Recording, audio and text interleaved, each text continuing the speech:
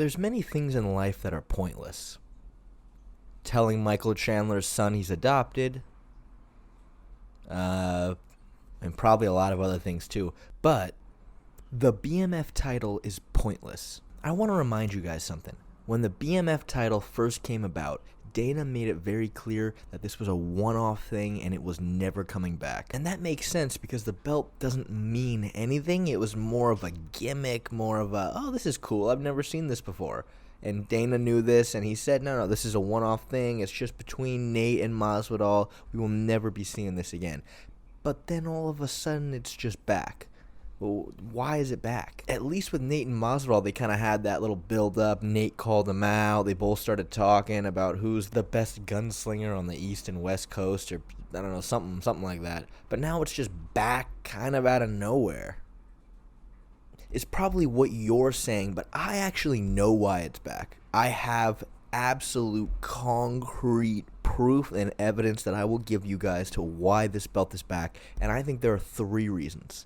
The first one, pretty obvious, but the second two go a little bit deeper.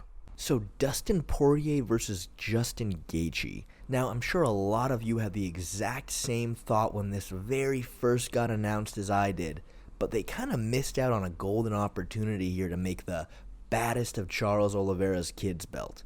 I mean, it's perfect. Gaethje and Poirier both beat Michael Chandler. And now this is the finals. This is who is the baddest of Oliveira's kids, right? Moving on to our first reason, though, and like I said, this is the obvious one, but I'm sure Dana was struggling to find a championship fight for this pay-per-view. That's kind of the one thing they always need on a pay-per-view, unless it's a Conor McGregor fight. They need a championship fight at the very end. So I'm sure this was in the back of his mind always, right? But do you guys find it suspicious that this news came out directly after Francis Ngannou's big PFL signing?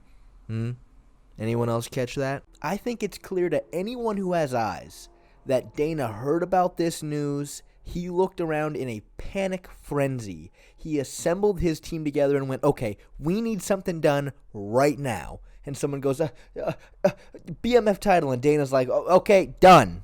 I mean, think about it. Everyone was saying Ngannou fumbled the bag, Ngannou's made the biggest mistake of his career, Ngannou was nothing and no one. Dana was saying this, he was just relishing in it. In his mind, Ngannou had just made an example out of himself of why you never leave the UFC, why you shut up, sit down, and do what you're told.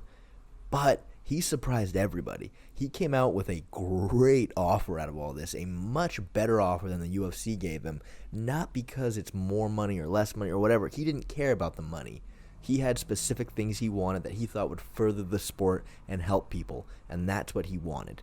And Dana, all he could do was just fling cash at him because, he's not gonna actually help fighters. Like, why would he do that? But we were all alerted to the news of this big signing. It was right in the morning, right when I first woke up. This news was everywhere. Everyone was talking about it. It was out there. And then suspiciously, about 1, 2 p.m., all of a sudden, Dana's got a big special announcement. Oh, he's got this monster pay-per-view with the BMF title is back. He was thinking the whole time, well, worst comes to worst, we'll just bring the BMF title back. Then, this Ngannou news comes out. Well, we cannot be made to look stupid, so let's go. Biggest news we can possibly make right now. And if there's anything we know about Dana, you make a fool out of him, and he tries hitting you back twice as hard. We've seen it. This is just business economics 101. Just wait for the next Ngannou news. I mean, what's going on with John Jones versus Stipe? I would not be surprised if Dana is just holding that in his back pocket. He's just waiting for Ngannou's first fight announcement at the PFL, and the second it comes out, special announcement, Jones versus Stipe on the exact same night. I wouldn't be surprised. That's all I'm saying. I would not be surprised. But I actually believe there is another reason, another thing that Dana's thinking about that he could possibly include into this whole BMF conundrum. Let me know if this jogs any memory for you guys. Yeah.